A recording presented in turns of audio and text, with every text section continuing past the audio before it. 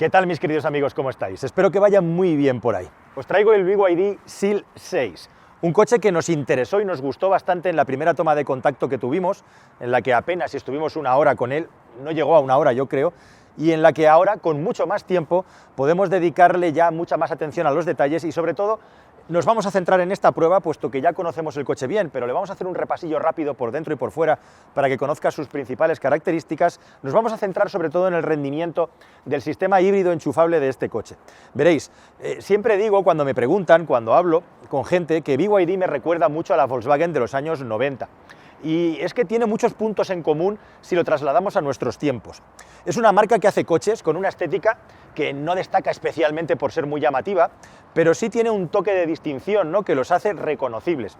Es una marca que tiene una gama enorme de producto. Es una gama que tiene, además, sus propias tecnologías que lo diferencian de los demás. Básicamente, la gran aportación que está haciendo BYD al mercado en general y al europeo en particular es que trae coches eléctricos a unos precios muy buenos y especialmente, en lugar de apostar por híbridos, apuesta por el sistema DMI Dual Mode, que lo que ofrece al mercado es algo muy bestia, que es coches híbridos enchufables, además con buena batería, al mismo precio que otras marcas venden coches híbridos, con su sistema de baterías Blade, en definitiva con una serie de tecnologías propias que son diferenciales del resto y que los hacen muy atractivos porque son coches diseñados para gustar a mucha gente, más o menos discretos por dentro y por fuera, gustan y tienen tecnologías diferenciales. Este Seal 6, que como podéis ver es un coche pues muy elegante y que no llama mucho la atención, pero que está muy bien proporcionado, es lo que tienen las berlinas de toda la vida, mide nada menos que 4,84 metros. Y como te digo, respecto a un Passat, respecto a un Superb, respecto a los coches con los que compite, ofrece la ventaja de tener una tecnología híbrida enchufable por un precio igual o incluso inferior, en este caso, inferior al de sus competidores. Dos versiones, 184 caballos, 212 caballos, ambas versiones con un motor pequeñito, 1500 centímetros cúbicos Atkinson, 98 caballos de potencia nada más. Todo lo demás lo aporta el motor eléctrico, en una versión y la otra. La diferencia de potencia también va vinculada a una diferencia de batería. Estamos hablando de 10 kilovatios hora en la batería más pequeña y de 19 kilovatios hora en la batería más grande. Es un coche que destaca, lógicamente, por el confort en el interior en lo que se refiere al espacio. Ahora vamos a hablar un poco más de sus características y que, como muchos coches chinos, tiene un maletero más bien justo para su tamaño. Estamos hablando de 491 litros la versión berlina que estamos probando hoy, la que tiene más autonomía, y 500 litros en la versión familiar, que te va a dar un plus de funcionalidad, además con el portón.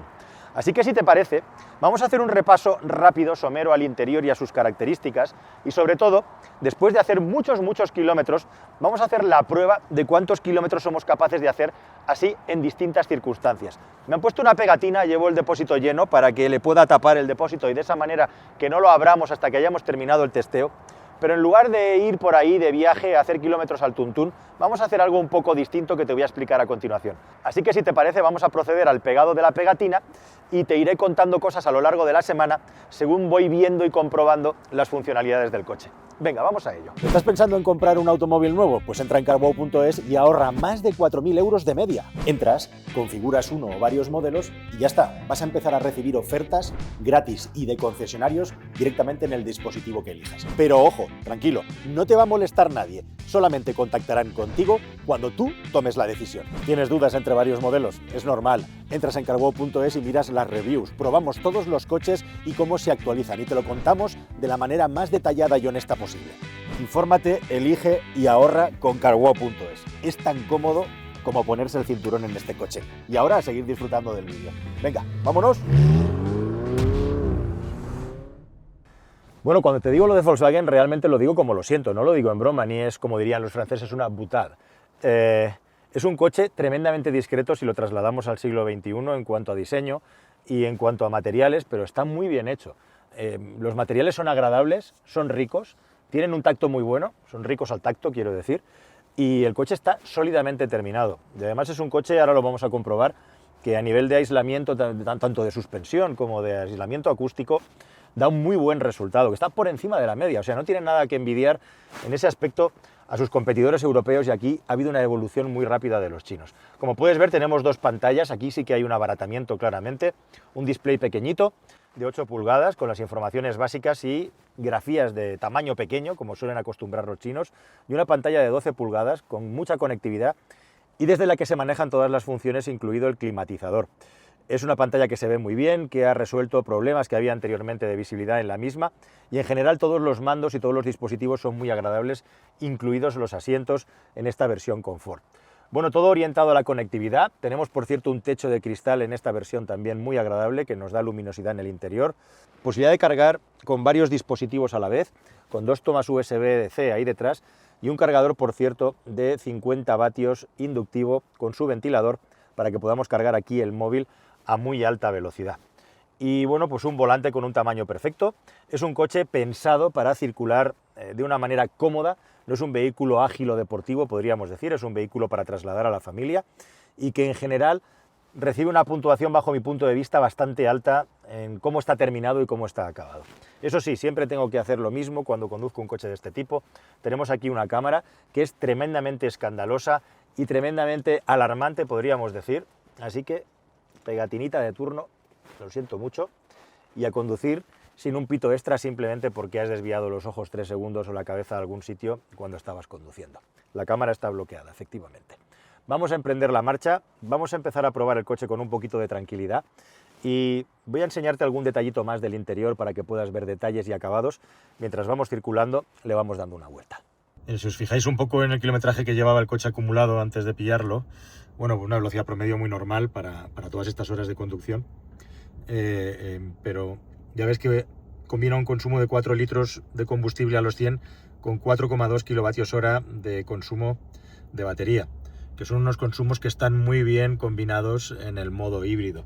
Al final, si vamos a los consumos que estaba realizando yo ahora, combinando la salida de la ciudad con carretera, se nos va a los 5,8 litros de combustible y, bueno, pues la electricidad aquí tiene una presencia testimonial, podríamos decir, ridículamente pequeña, porque ya agotamos la batería y el coche ha estado tirando principalmente del motor de combustión interna.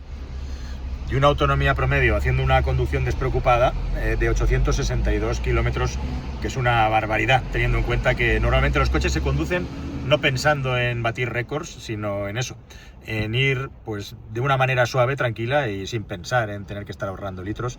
Es una autonomía muy buena, la verdad. Bueno, pues vamos a emprender la marcha, si te parece. Nos proponen de hacer un reto que ya está muy manido, de ver cuántos kilómetros hacemos con el coche. No me parece interesante que de repente me ponga aquí a conducir como un abuelo durante horas para ver dónde llegamos. Yo creo que es más realista hacer distintos usos del coche en mis recorridos habituales y ver cuántos kilómetros soy capaz de hacer con él. Estamos partiendo, como puedes ver, con la batería al 95% y nada menos que 1.350 kilómetros de autonomía oficiales. Un punto importante aquí. Los coches van adaptando la autonomía en función de la conducción que haces. Pero en estos coches, el coche siempre arranca, o normalmente arranca con la autonomía teórica máxima que es capaz de dar, que en este caso son 1.350 kilómetros. 2 puntos más importantes, como te decía. Estamos conduciendo la versión más potente de 212 caballos, que tiene un motor eléctrico más potente, e igualmente la versión con más batería, que yo personalmente es la que recomiendo. Si quieres, ahora revisamos un poco los precios, pero creo que sale a cuenta de sobra comprarlo con la batería grande. Esos son 19 kilovatios hora de batería. Eso significa que a poco que conduzcas de una manera mínimamente civilizada y consciente, eres capaz de llegar a los 100 kilómetros con modo exclusivamente eléctrico, pero con un matiz. Y es que en los modos de conducción normales el coche siempre va a priorizar que se quede con una carga de batería suficiente como para que el sistema de impulsión tenga una reserva. Esto es muy importante en este coche y en esta tecnología. Así que lo normal, como digo, es que alrededor del 20-25% de batería más o menos el coche intente no pasar de ahí. Si tú le sigues exigiendo mucho al coche en la conducción, le pides la máxima entrega de potencia, la batería va a ir bajando, pero no al ritmo al que bajaba antes, porque como digo, siempre va a estar tirando del motor de combustión interna para intentar tener ahí una reserva de batería, que como digo se sitúa entre 1/5 y 1/4 de la capacidad total siempre en una conducción normal. ¿Y esto por qué? Bueno, pues precisamente porque estamos hablando de un motor 1.5 Atkinson, totalmente pensado para ser un motor generador con un rendimiento bueno en la zona media del cuentavueltas, una densidad energética muy buena, se habla de más de un 40% de eficiencia térmica en este motor, y lo que se busca es que siempre tengas algo de carga de la batería, precisamente para que cuando le pidas al coche una reserva de aceleración extra, cuando estás subiendo una cuesta por autovía, haciendo un adelantamiento, no se te quede muerto, no se te quede con una batería vacía en esos 98 caballos, con ese 1.5 modesto, que no solamente te quitarían mucho el placer, el confort de conducción del coche, sino que además te limitarían mucho la potencia disponible, ¿no? Y realmente, ya lo hemos visto en otros coches que no están bien resueltos, se vuelve en un coche muy desagradable. Esa es la parte más potente y más importante. Bueno, hechos todos estos matices, siempre vas a empezar con esa reserva de batería eléctrica, así que los primeros 70-80 kilómetros de conducción en modo eléctrico, si conduces de una manera suave 100 y pico, los tienes ya asegurados solamente con el modo eléctrico. ¿Y qué pasa cuando se acaba la batería? Pues que comenzamos con la fiesta del modo híbrido y con la combinación entre el motor de combustión interna y el motor eléctrico. Así que si te parece, antes de empezar a analizar los distintos modos de conducción y las distintas fases por las que va a pasar esta prueba, vamos a hacer un poco de repaso de cómo funciona este coche cuando se vuelve un híbrido, porque realmente hay muchas cosas que contar. E independientemente de que estés conduciendo un BYD híbrido enchufable o estés conduciendo un BYD híbrido, al final el sistema DMI Dual Mode tiene muchísimas combinaciones posibles y es a la vez un motor híbrido en serie y paralelo. Así que vamos a revisar un poco de qué se trata todo esto y volvemos a la conducción y nos centramos ya tanto en el agrado de conducción, en las sensaciones, como también en los consumos que nos arroja el coche en las distintas fases que hemos pasado en esta prueba. Vamos a verlo. Primera fase de conducción. Conducción por ciudad. Me estoy moviendo por Madrid, o mejor dicho, vengo de las afueras de Madrid, me he cargado la batería ya en el trayecto por la autovía y comenzamos a circular por las carreteras de circunvalación, algo que es muy habitual entre ciudadanos. Millones de personas moviéndose por las circunvalaciones de las grandes ciudades. Bueno, en estas circunstancias en las que estamos conduciendo a una velocidad de entre 70 y 90 kilómetros por hora, es posible reducir el consumo del motor de combustión claramente por debajo de los 5 litros. Nos vamos a quedar entre los 4 litros y medio y los 5, más o menos, entre 4 y medio y 5, más tirando a 5 normalmente, salvo que vayas pisando huevos, y eso nos da una autonomía potencial muy grande, porque claro, hablamos de mucha autonomía en el coche, hablamos de motor eléctrico y batería, hablamos de un motor híbrido de alta eficiencia, pero la clave de estas autonomías tan bestias, hasta 1200, 1300, 1500 si haces solo ciudad despacito, también está, y es el factor más importante, por supuesto, en el tamaño del depósito de combustible. Nada de esto sería posible si no fuera con un depósito de cierto tamaño. Y los chinos, que son muy listos, en lugar de reducirle el tamaño al depósito, como ocurre en muchos coches europeos, se lo aumentan. Y este SEAL 6, que es un coche que pasa claramente de los 4,8 metros y tiene mucho espacio, tiene 65 litros de depósito. Imagínate, empieza a echar cuentas. Si tú tuvieras un consumo de 5 litros, ya estarías claramente pasando de los 1000 kilómetros de autonomía, nos estaríamos yendo a los 1300 kilómetros de autonomía. Y eso contando además que tenemos un motor eléctrico que ayuda a regenerar electricidad. Así que en esas circunstancias, si te estuvieras moviendo por ciudad, si te estuvieras moviendo siempre por circunvalaciones y no llegaras nunca a pisar el terreno de los 120 kilómetros por hora, pues estaríamos hablando efectivamente de autonomías que me darían para hacer 1300 kilómetros del coche reales, y eso siempre pensando en que no voy a cargarlo, siempre pensando en el entorno de los 5 litros de consumo de combustible que, como te estoy contando, son alcanzables, son medibles. A partir de ahí, pues va a depender de la alegría que tengas con el pedal del acelerador para ver hasta dónde podemos llegar. Así que, con esa referencia de consumo máximo, vamos a ver qué pasa cuando nos vamos por ciudad, a la carretera, a la autovía, y empezamos a circular por nuestras autovías con subes y bajas, con montañas. Me voy a hacer varios Madrid-Albacete para corroborarlo, y a la vuelta te cuento un poco qué tal ha sido la experiencia. Vamos a hacer un pequeño viaje en el tiempo.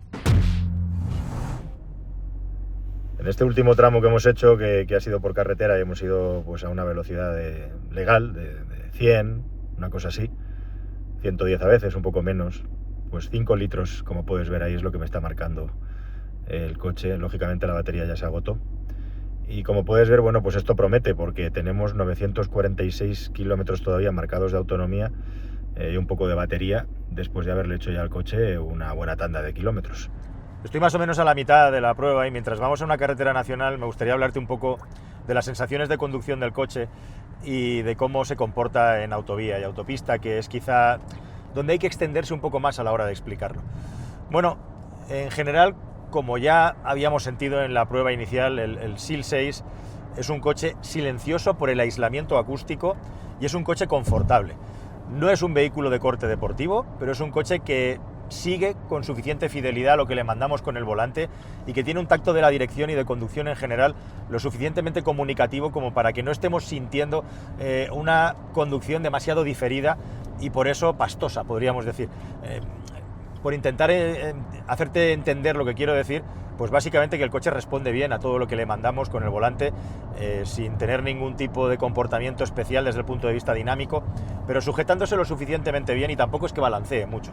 Es un coche siempre buscando el equilibrio, el término medio. No es lo mejor en nada, pero en general al final la suma de todos los componentes lo deja en un punto muy alto. Eso por lo que se refiere al aislamiento de la suspensión y la acústica del coche.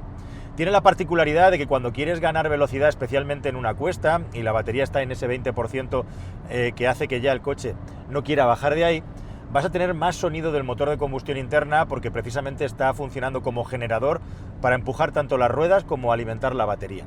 Y bueno, en ese matiz es donde está la parte, digamos, menos agradable de la utilización, porque como venimos además de una conducción puramente eléctrica, en muchos casos puede que te llame la atención, pero es normal. Personalmente no me parece que sea tan desagradable como para descartarlo. Eso sí hay que tenerlo en cuenta porque a pesar de que tiene 212 caballos, evidentemente cuando estamos sin batería, pues la respuesta que tiene el coche, siendo muy buena, si le pides continuadamente esa reserva de aceleración que tiene, la va a acabar perdiendo poco a poco, ¿no? Pero en general eso pasa en muy pocas ocasiones. Así que por ahí muy bien. Y luego, bueno, ya lo hemos visto en el pequeño vídeo que te he enseñado del historial del coche, ¿no? Que está entre 850 y 900 kilómetros de autonomía oscilando en un uso normal. Si haces un uso por carretera a velocidades de entre 130 a 140 kilómetros hora, ahí siempre al límite de que te salte un radar, ¿no? Te vas a encontrar con consumos de alrededor de los 7 litros, un poco menos si vas más hacia 130, 7 litros si vas más hacia 140. Eso te da una autonomía teórica estimada de alrededor de lo que te estaba diciendo, 850 kilómetros, casi 900 kilómetros. O sea que por ahí está la jugada cuando circulas por carretera. Que bajas a unos 120 marcados, clavados, pues te vas a bajar a unos 6 litros aproximadamente, 6 y poco, con la ayuda del sistema híbrido. Vas a estar bordeando los 1000 kilómetros, si no pasando de los 1000 kilómetros, sumándole la carga de la batería. Eso en una circulación puramente por autovía, con esos consumos. Y nos quedaría por revisar un poco la tercera pata. Estoy haciendo este viaje continuado Madrid-Albacete, Albacete-Madrid. La gracia de este trayecto de 250 kilómetros es que se puede hacer por autopista de peaje, se puede hacer por autovía con subas y bajas, que es lo que normalmente yo uso, y me queda un tercer modo, una tercera pata, que es ir por carretera nacional. Vamos a probar de ir por la Nacional 301, que es una carretera mítica de este país y la que había antiguamente para ir a Madrid desde la costa de Levante, específicamente de la Alicantina, y a ver qué tal se comporta en este territorio, haciendo adelantamientos a camiones y circulando a velocidades inferiores, circulando a velocidades legales de 90, en algunas ocasiones 100 kilómetros por hora. Vamos para allá. Bueno, pues es bastante tarde, se nos ha hecho ya de noche y va siendo hora de irse a dormir, aún me quedan unos kilómetros. Y es interesante esta carretera, estaba pensando, si todos los coches fueran como este, pasaría lo que pasa aquí, esta gasolinera está abandonada. De hecho, esta carretera es una acumulación de gasolineras abandonadas como yo creo que no hay otra en toda España, en todo el país. Y eso en una historia distinta de la automoción en la que estamos ahora, en la que este tipo de vehículos híbridos enchufables cada vez son más comunes. Bueno, la experiencia de ir y volver a Madrid por aquí está siendo más o menos según lo previsto. Los consumos, cuando vamos a ritmo de velocidad legal de carretera 90 km por hora, podemos estar alrededor de los 5 litros más o menos, pasaríamos de los 1000 kilómetros de autonomía. Cuando estamos adelantando camiones y estamos pidiéndole al coche la aceleración máxima que tiene con cierta frecuencia, nos vamos más hacia los 7 y pico litros, por ahí está el tope, cerca de los 8, si insistiéramos en ir conduciendo todo el rato buscándole más rendimiento al motor, que ya sería a velocidades altamente ilegales y que no debemos de seguir en carretera. Es un coche que, como vas a ver, tiene la particularidad de que por el sistema híbrido depende mucho de la carga de la batería el nivel de confort acústico que vas a tener en el interior. Pero la verdad es que viene compensado porque si no haces una conducción muy deportiva, donde estaría el límite, si buscas un coche deportivo, este no es tu coche, vas a encontrar un grado de confort bastante grande. Vamos a seguir circulando y a seguir viajando a ver qué tal se comporta. Situación de conducción por carretera nacional. Quizá este sea el punto que más dudas puede hacer que una persona tenga a la hora de adquirir este coche, de qué se está comprando, ¿no? Junto con lo que es la conducción en autovía, con el vehículo cargado y subiendo cuestas bastante largas.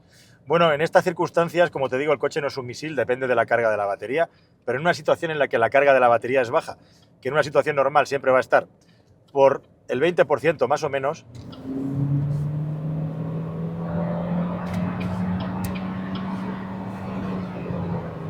aquí ya hemos llegado a 120, voy a aflojar, hemos terminado la maniobra de adelantamiento. Has podido escuchar el sonido del motor, ya ves que no es un sonido que sea excesivamente llamativo, que no se mete de una manera excesiva en el interior, es claramente inferior al de un vehículo de Toyota. Y sí que es verdad que es un motor que por la forma que tiene de trabajar el sistema híbrido, te va a dejar una cola en la que tú no tienes el control sobre el régimen que está teniendo el vehículo de descenso una vez que has soltado el acelerador. Y al acelerar igual, o sea, el motor hace un poco lo que le da la gana, porque a pesar de que esto no es un range extender, su funcionamiento es muy de range extender, es muy de motor generador. Entonces es habitual en estos vehículos que pisas, hay una curva hasta que el motor sube a un régimen determinado, que en este caso es el máximo, y cuando sueltas todavía sigue un poco arriba hasta que ¡pum!, vuelve a bajar. Es un funcionamiento típico y característico de este tipo de motores y no te tiene que extrañar, no te tiene que preocupar porque realmente es así. Circulando a punta de gas, el sonido del motor pasa completamente desapercibido en el interior. Y como te digo, insisto, cuando pisas a fondo, el ruido no es tan molesto como para que el coche sea irrecomendable. Un punto más que me parece interesante. No noto que haya una gran diferencia entre el BYD Seal U, el SUV, y este que es una berlina. Este está claramente más bajo. Eso significa que estamos más cerca del suelo.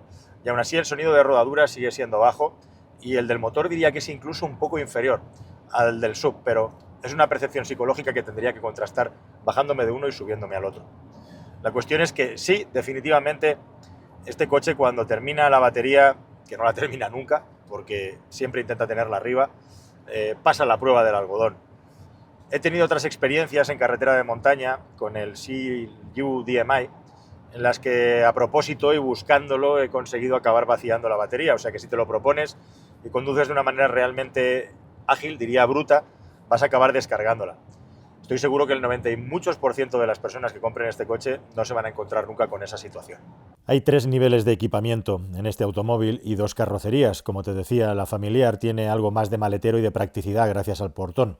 Son 10 litros más, no mucho en cuanto a cubicaje, pero sí en cuanto a pragmatismo. Boost, Comfort Light y Comfort. El Comfort siempre asociado a la batería de mayor tamaño. Todos comparten asientos de piel vegana, es decir, sintética, además ventilados y con regulación eléctrica, cámara trasera y el portón automático en el caso de la versión Touring, de la familiar. El Comfort, el que tiene más equipamiento, además de otros detalles, tiene un cargador inalámbrico de 50 vatios, el volante es calefactable, los cristales están tintados y las llantas suben 1 pulgada de 18 respecto a 17. En las otras versiones también el equipo de sonido es mejor. Desde luego es la guinda para redondear este coche, que si te quieres comprar parte de un precio de 35.800 euros en la versión menos equipada, la Boost, sube hasta los 40.790 en la Comfort con equipamiento Light y nada más 1.000 euros más con la Comfort, la más equipada y también la que lleva el motor de 212 caballos, como el Comfort Light, que tiene algunas cositas menos de equipamiento, algunos detalles menos de equipamiento. Todos estos precios sin ningún tipo de promoción, ni descuento, ni ayuda del Estado. Son precios que están por debajo de sus competidores, incluso aquellos que son de combustión y no híbridos enchufables, como es este caso. Nada más, queridos amigos, espero que con esto hayamos despejado a fondo todas las dudas que te puedan surgir sobre este coche. ¿Qué te parece? Espero tus comentarios y nos vemos en un próximo vídeo que espero que sea más y mejor. Hasta el siguiente. Adiós.